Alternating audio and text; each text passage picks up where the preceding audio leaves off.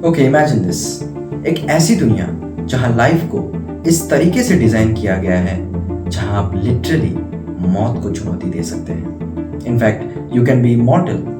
जी बिल्कुल, यह विज्ञान का एक ऐसा चमत्कार है जो डायरेक्टली प्रकृति के नियमों के साथ भी छेड़छाड़ करने की क्षमता रखता है। स्वागत है एक ऐसे विषय पर जो विज्ञान, नैतिकता और मानवता को फिर से रिडिफाइन करता है। Human cloning.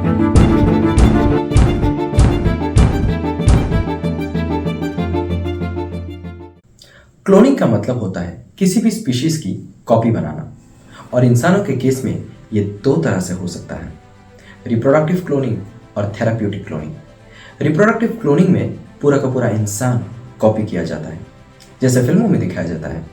लोगन, ऑब्लिवियन, मिकी 17, द प्रेस्टीज, ये कुछ ऐसी मूवीज हैं जो ह्यूमन क्लोनिंग के ऊपर बेस्ड है।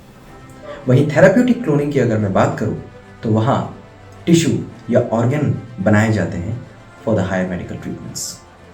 इस प्रोसेस में डीएनए निकालकर एक खाली एक्सेल में डाला जाता है और फिर उसे सरोगेट मदर में छोड़ दिया जाता है फॉर द फर्दर डेवलपमेंट।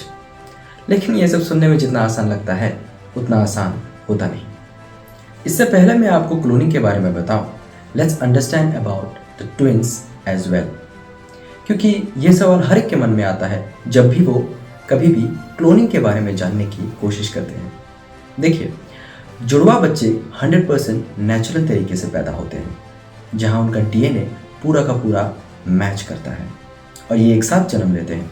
वहीं क्लोन एक आर्टिफिशियल प्रोसेस में बनाए जाते हैं जहां यूज होता है हायर मेडिकल इक्विपमेंट्स।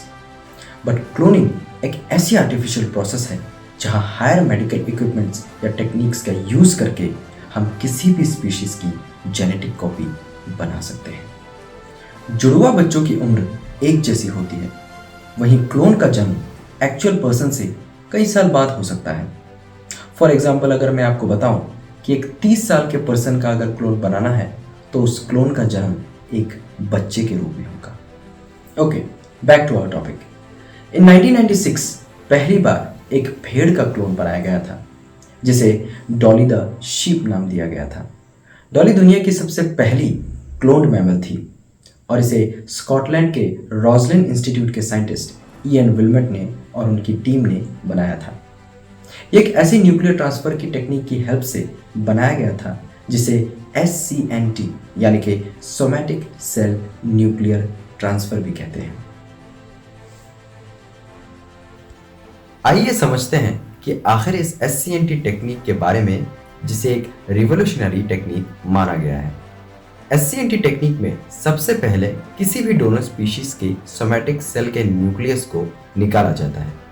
उसके बाद सेम डोनर स्पीशीज के एक्सेल से न्यूक्लियस को निकाला जाता है, जहां उस एक्सेल के न्यूक्लियस को पहले वाले स्पीशीज के सोमैटिक सेल के न्यूक्लियस से रिप्लेस कर दिया जाता है, जिसमें एक एडल्ट शीप के मेमोरी सेल के न्यूक्लियस को एक दूसरे भेड़ के एक्सेल में डाला जाता था, जिसका अपना न्यूक्लियस हटा दिया जाता था।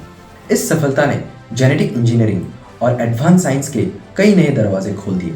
डॉली के बाद और भी कई जानवर जैसे सुअर, घोड़े और बैलों की भी क्लोनिंग की गई। हालांकि ये जो SCNT टेक्निक था बहुत ही इनएफिशिएंट निकला। That's why most of the cloning attempts result in failure due to developmental abnormalities और शॉर्ट लाइफ स्पैन्स। 2004 में साउथ कोरिया के कुछ साइंटिस्ट ने इंसानी एम्ब्रायो का क्लोन बनाया था, बट अनफॉर्चुनेटली कुछ समय बाद पता चला कि एक बहुत बड़ा स्कैम था। 2009 में हमारे इंडिया की NDRI ऑर्गेनाइजेशन ने सबसे पहले बफेलो क्लोनिंग करके एक नई सफलता हासिल की और इस क्लोन्ड भैंस का नाम रखा गया था गरिमा। हाल ही में 2023 में चाइना ने एक बंदर का और भारत ने एक गाय का सक्सेसफुली क्लोन बनाया और इस क्लोन्ड गाय का नाम रखा गया था गंगा। गंगा को बेसिकली यूज किया गया था फॉर हाई मिल्क प्रोडक्शन और ये प्रोसेस किसी भी एनिमल्स को नुकसान पहुंचाए बिना की गई थी, which was a very big achievement. इंसानों के केस में क्लोनिंग एक बहुत ही बड़ा चैलेंज होता है, क्योंकि इसके लिए क्लोन्ड एम्ब्रायो का जो डेवलपिंग स्टेज है वो बहुत ही ज़्यादा सटीक यानी एक्यूरेट होना पड़ेगा। क्योंकि the genome of human is very very complex और इसी कारण क्लोन्ड एम्ब्रायोस एबनॉर्मल ग्रोथ और अर्ली डेथ्स को बढ़ावा देते हैं। यहाँ पर हमें एक और चीज़ गौर करने की ज़रूरत है। ह्यूमन क्लोनिंग करना या जेनेटिक कॉपी बनाना यानी किसी भी एक क्लोन्ड इंसान को एक व्यक्ति के रूप में माना जाएगा या सिर्फ एक कॉपी के रूप में। क्लोनिंग से बहुत सारे ह्यूमन एक्सप्लॉयटेशन का खतरा भी बढ़ सकता है, जैसे रिप्रोडक्शन पर्पस से क्लोनिंग का यूज़ करना या जेनेटिक रूप से एक बेटर बीइंग या एक परफेक्ट इंडिविजुअल को अपने फायदे के लिए प्रोवोक करना। ऐसी तमाम प्रॉब्लम्स हमें सोसाइटी में फेस करनी पड़ सकती है। ऐसे ही एथिकल, लीगल और सोसाइटल डिलेमास को नज़र रखते हुए कई देशों ने ह्यूमन क्लोनिंग के ऊपर बैन भी लगाया हुआ है। ह्यूमन क्लोनिंग के कई सारे एथिकल चुनौतियां और डिसएडवांटेजेस होती हैं, जिसकी वजह से इसे लीगलाइज करना खतरनाक हो सकता है। जैसे कि नंबर 1, मिसयूजिंग द पावर। सोचिए एक ऐसी दुनिया जहां पे तानाशाही को बरकरार रखने के लिए एक पूरी की पूरी आर्मी ह्यूमन क्लोनिंग से बनाई गई हो। सोचने में डर लगता है ना? जी हाँ, ऐसी ही मिसयूजिंग पॉसिबिलिटी ह्यूमन क्लोनिंग को इलीगल बताने के लिए सफिशिएंट है। Number 2, religious. कई सारे धर्म और फिलॉसफी के अकॉर्डिंग ह्यूमन क्लोनिंग को अननेचुरल और अनएथिकल माना गया है। यह तर्क देते हुए कि ह्यूमन क्लोनिंग एक आर्टिफिशियल फॉर्म है और लाइफ को कभी भी इस तरह बनाया नहीं जाना चाहिए। Number 3, life span. दुनिया की सबसे पहली क्लोन्ड भेड़ डॉली समय से पहले ही बूढ़ी हो गई थी।